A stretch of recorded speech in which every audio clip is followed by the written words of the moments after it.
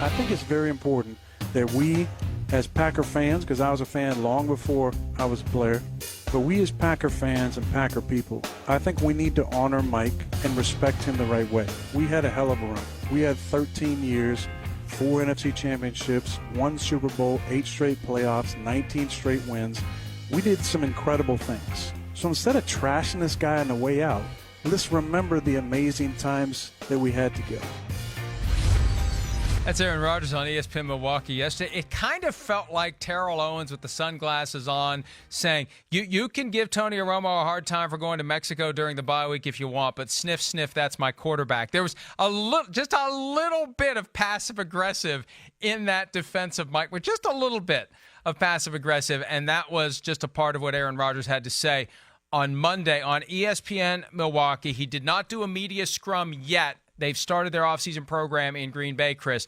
But this was his chance in a friendly environment to say what he wanted to say. And he was very aggressive, very strident, attacked people like Greg Jennings and Jermichael Finley for consistently having negative things to say about Aaron Rodgers, attacked Tyler Dunn of Bleacher Report, saying that it was a smear campaign and it's aimed at boosting the writer's career and questioning the use of unnamed sources and whatnot. And all in all, after a few days of this dying down, Aaron Rodgers really brought it back with a vengeance on Monday. And, as always, the truth probably resides somewhere in the middle. Yeah, and listen, Aaron Rodgers, I always like the fact that he keeps it real, for lack of a better phrase. I mean, he's not afraid to, throw around his opinions or things that he's thought of and throw out, facts of the matter, whatever it may be. Yeah, no, he attacked, what you said, unnamed sources. I say, listen, unnamed sources, again, people can attack them all they want. They're part of the industry. They're part of the media. That's just the way it is. I mean, we can't do that sometimes. Sometimes I'm told stuff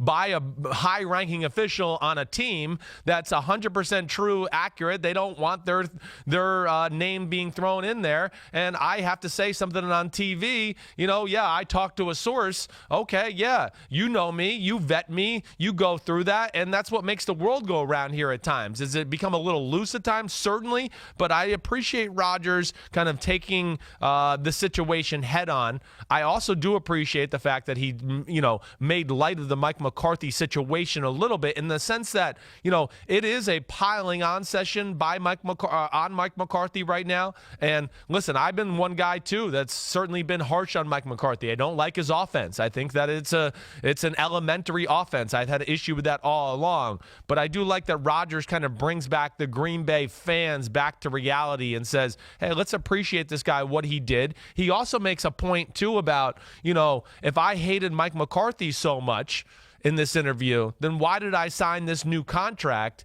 I didn't sign this because I was miserable and I wanted to be miserable with the guy forever, which I thought was also another interesting point that kind of has been swept under the rug here in this conversation. No, but let's not sweep it under the rug. Yeah. Let's consider the context. Right. At the time, Aaron Rodgers was under contract for 2 more years, and he had been leapfrogged by Andrew Luck, Derek Carr, Jimmy Garoppolo, Kirk Cousins, Matt Ryan, and then eventually Aaron Rodgers. He would leapfrog all of them.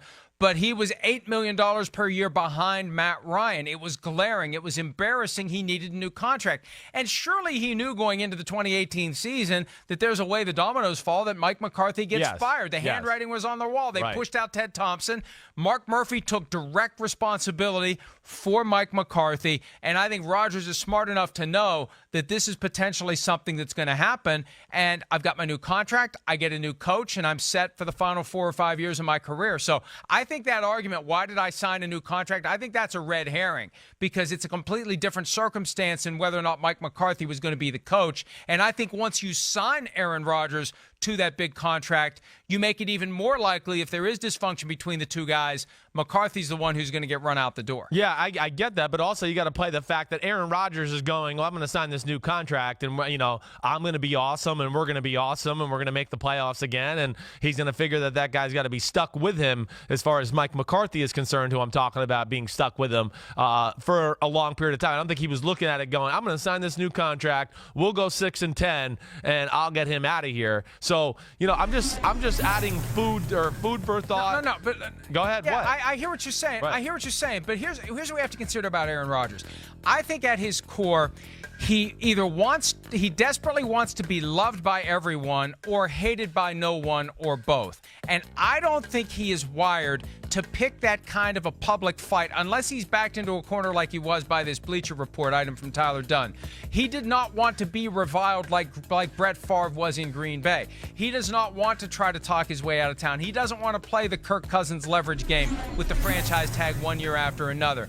He wanted Green Bay to take care of him financially because he had been leapfrogged by 6 or 7 other quarterbacks, and they did. He was never going to force his way out of Green Bay, so the next best thing is at some point they force out Mike McCarthy. So we have to understand all this from that context of who Aaron Rodgers is. He's not a guy who was ever going to force his way out of Green Bay. That's where he wants to stay until they tell him, we are done with you and we're moving on. Yeah, well, yes. I mean, nobody really wants to do that. I mean, when you've set up, camp as one of the franchise's all-time greatest quarterbacks and, really a name and face that is synonymous with that organization and the album on the helmet, no quarterback wants to leave town after that. You built something special there. So, yeah, you're going to stay there forever. And of course, Rodgers wanted a new contract. We know all of that. Yes, I mean, gosh, he had guys that aren't even in the same stratosphere as him making considerably more money, and the other thing here too.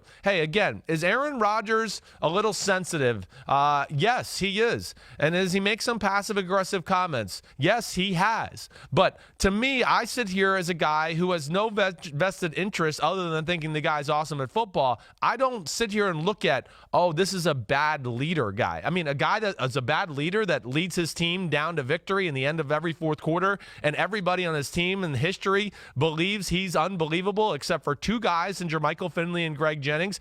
Everybody else speaks glowingly about him. So that's where I stick up for Rodgers too. And I understand his sensitivity because everybody talks about how awesome he is. And yet if he doesn't win, everybody just blames him. Nobody ever talks about, the Packers defense stinks, whatever. It's always, Rodgers is so overrated. Rodgers has only won 1 Super Bowl. So, yes, because of the environment and the culture he's been stuck in Green Bay where he's asked to carry the team, change the plays when when it makes sense, and all of those things, he's felt like he's probably had to stick up for himself a little bit here and there throughout the last few years too, because he does get a lot of the criticism that goes around. Peyton Manning played in the NFL for a long time. Have we ever heard any former teammates on or off the record say anything bad about Peyton Manning? Yes. Have we ever heard anyone's... Not on the record, but I've heard plenty off. Yes, I have. Well, and you know why we don't hear it on the record? Right. And this is a key element of leadership, and I'm not saying I endorse this, but if you want to be... And look, there's different ways to lead. But one way to lead is to lead by fear. And I think that teammates were afraid of Peyton Manning. And not that he's going to come beat anyone up, but that he will be relentless and he will get you and he will call you up. And he is not conflict averse like Aaron Rodgers. But look at Manning, look at Brady, look at some of the great true natural leaders. You don't have people calling them out publicly by name. We see it with Ben Roethlisberger and we see it with Aaron Rodgers. And I don't know if that whole passive-aggressive vibe, if you're not going to be confrontational with someone, maybe that makes guys emboldened that they're going to say what they want to say about you because you aren't a guy who's going to lead by grabbing someone by the shirt collar and telling them what they need to do. And I'm not endorsing that style. I'm just making a comment here that something allows former teammates to be comfortable enough to call out Aaron Rodgers and call out Ben Roethlisberger when really of all the great franchise quarterbacks, I mean, Drew Brees, no one's ever said a word about him. Tom Brady, no one says anything. Russell Wilson, they said stuff behind his back. Because nobody says anything to his face. Because they're not anointed kings of their organizations like Aaron Rodgers and Big Ben Roethlisberger is. And it's not necessarily their fault. That's what I want to say there. Tom Brady didn't have to instill the fear in people really early on, okay? Because he had Bill Belichick. He had people do that. He got to grow into the spot. Russell Wilson, the same thing. I mean, they were, hey, Russell, be careful with the ball. Make a play here and there. Hand the ball off to Marshawn Lynch. We'll play defense, and that's the way it'll work. And Pete Carroll, the defense led the team that way. So, again, culture and what you're brought up in is also part of what creates the things we don't like about Aaron Rodgers. That's where I push back at times, because he has been asked from day one to do a lot of different things as compared to, let's just say, a Tom Brady or a Drew Brees, who have coaches who are, they're tyrants, they're generals, they're the ones that are driving the fear of the ship and keeping everybody on edge, and Sean Payton and Bill Belichick. And I just don't think that was the case up in Green Bay. It was a culture already of Brett Favre, you carry the team, you're the squad, and then it got transitioned right over to Aaron Rodgers, and then he became special, and it became even more than that, where they were just like, damn, this guy is good. Hey, Aaron, just go out there and make plays and make it happen, and hopefully we can win the game. And that's really what he's asked to do. And of course, that feeds the ego and maybe some of the things we don't like too about Aaron Rodgers. His approach definitely has been one of passive-aggressive. And, a couple of years ago, he called me out because he had said two things that I thought were clear examples of a passive-aggressive attack against Mike McCarthy. He said 1 week after a game that there isn't enough energy on the sidelines during the game. Well, that's the responsibility of the coach. He didn't say that, but it was obvious that was his point. And then he said there isn't a healthy fear among the players that if you don't do your job, you're going to lose your job. And again, it's the responsibility of the coach to instill that fear. And I mention all that because he did express regret for one, not maybe even more than passive-aggressive attack on the offense last year when they beat the Bills 22-0. Here is what Rodgers had to say about the offensive performance after that victory. That's just not acceptable offense for us. 423 yards looks pretty good in comparison to some of the games we've put forward the first 3 weeks, but should have been about 45 points and about 600 yards. He said on ESPN Milwaukee yesterday, I wish I hadn't said anything after the Bills game. I wish I had just gotten with McCarthy in person. I wasn't trying to be disrespectful to him, but I know how it came off. That's what I told him when I met with him face to face. But yeah, and you could, if you're watching on TV, there's a little bit of a smirk there. I mean, that's the way he's handled these things. He'll go to the media and he'll make that kind of a smart alecky comment with that little gleam in his eye and that little half smile on his face. That's how he's always done things. And it caught up to him, finally, with this Tyler Dunn report, because even though he has vehemently denied it, he was clearly against the ropes for multiple days. I'm surprised he waited for 4 days before he said anything, because this really got baked into the weekend, and we emerged from the weekend. It's like, oh, well, yeah, that's what we saw last week about Aaron Rodgers and Mike McCarthy, and we just kind of move on. But he always has that smirk on his face, though. Well, whether it's a serious, that's what we're taking it just with the context of the situation. And again, what was wrong that he said there? I mean, what was wrong? Why do you apologize then? Because he felt maybe that it added to the conversation about Mike McCarthy and the offense. Maybe that's why he's just feeling guilty about it. But again, I just think if other quarterbacks made those comments at times that we want to do better, we should have had more yards. He didn't say anybody's name. He said the offense should have done better. He's trying to hold everything accountable. Again, maybe he could have phrased it differently. I don't know. But here's a guy that, again, you talked about he might be afraid of confrontation, where I want to say he's more confrontational than the people you've talked about. I mean, he's not afraid to call out people and coaches and be that leader you're talking about. And yet, when it doesn't work out exactly how we all want it to, and now one or two guys are mad about it, we go, well, maybe he's not a leader. Okay, so I don't know. But I think it is an example of poor leadership to say anything negative like that out in the open. You stick with the cliches, and I know it's better for our business if they don't, but the smart move for the quarterback is stick with the cliches. Look at how Tom Brady handles his business.